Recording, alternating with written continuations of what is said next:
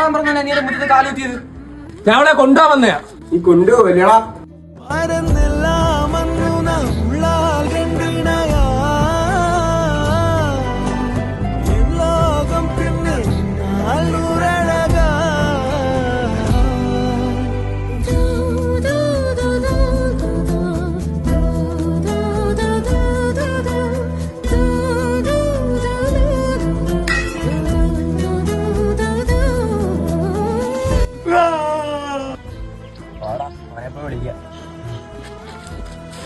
എല്ലാവർക്കും വെച്ചിട്ട് നീ തന്നെ എന്തിനെടുക്കും നീ ചോദിക്കുന്നു.